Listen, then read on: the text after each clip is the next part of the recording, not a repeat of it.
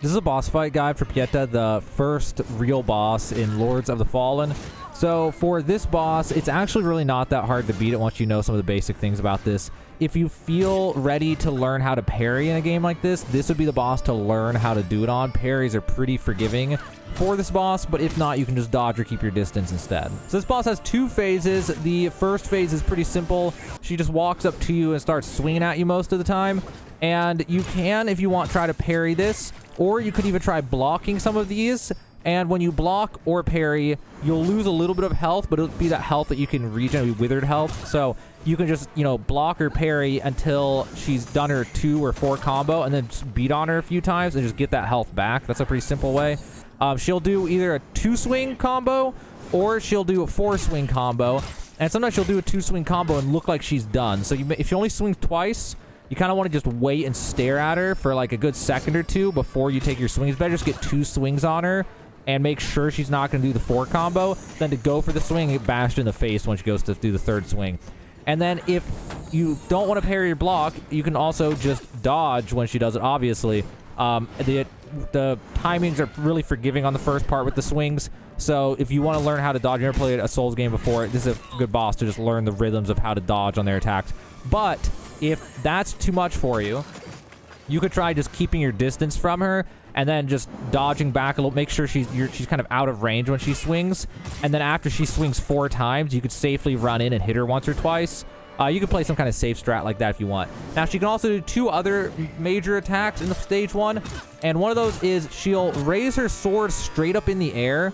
And when she does that, it means she's going to shoot a laser beam at you. Now, the easiest way to dodge this is she'll hold it in the air, and then you'll see some movement. She like points it down some before she points it at you, like she does some kind of downward motion. And when you see that motion, that's the timing to just double tap dodge and just go for a roll. Or if you feel really risky, you just do 1 tap and just do a sidestep. And that should work most of the time to dodge it. And then there's the other one. She throws down some kind of spear or something in the ground, and it makes these like holy consecrations appear in a pattern that come at you. And for this, if you see it early enough, you can just run sideways, like full sprint sideways, and it'll just miss.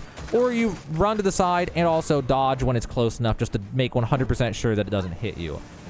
And she'll also have a thing where she slams the ground. Now, she may do this at the end of a 2-swing combo, or she may just do it outright.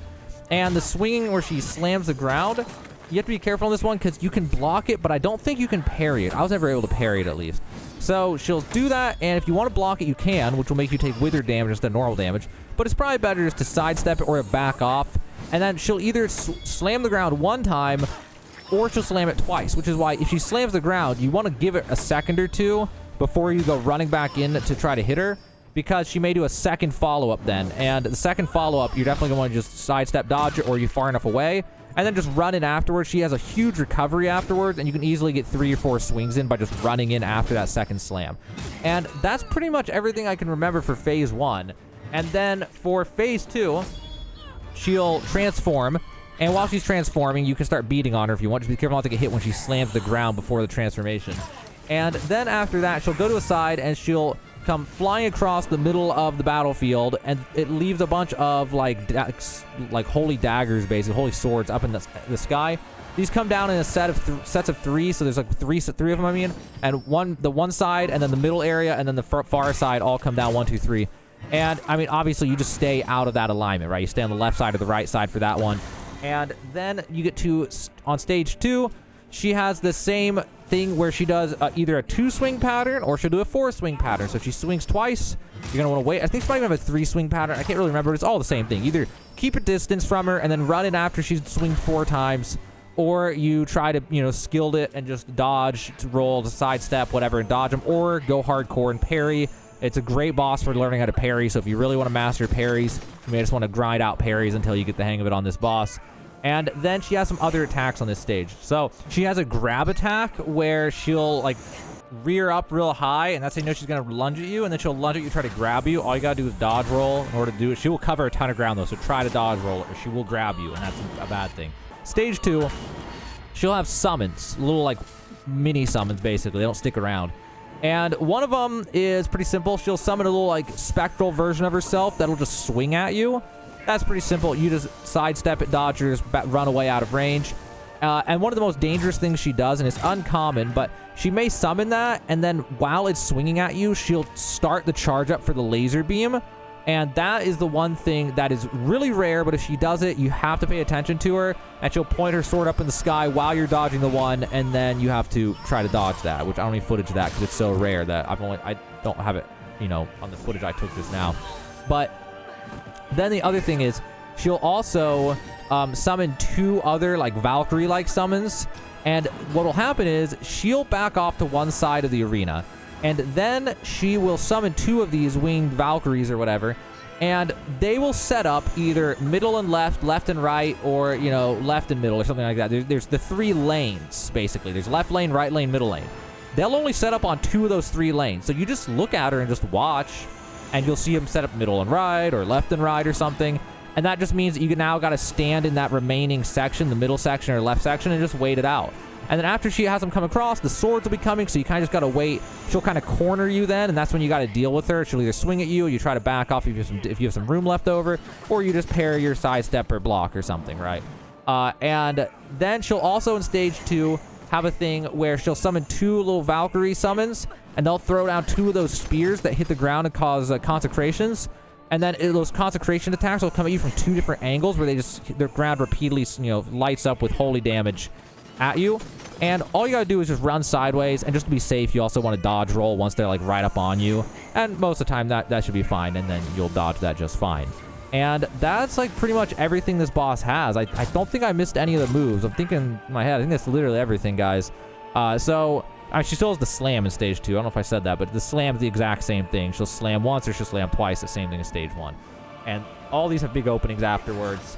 Not always. Sometimes the double slam, she'll back off immediately, but that's pretty much it. She'll the laser beam. You know, gotta watch out for the laser beam. She'll summon 2 of the Valkyries that'll both laser beam, which could make it one-shot you, but it's the exact same thing. You'll see the 2 summons. They'll point their swords in the sky, just like when she does it in stage 1, and then they'll point at you with laser beam. And just when you see it come down, like the motion where it's coming down, then you just dodge roll and you'll be fine. So that's everything with this boss I can think of. Hopefully that helps you out. Hopefully those tips and this advice will make it easier for you if you're struggling at all. And just to finish off this video, I'm going to play some raw footage of me beating this boss without taking any damage, just so you can see it from start to finish.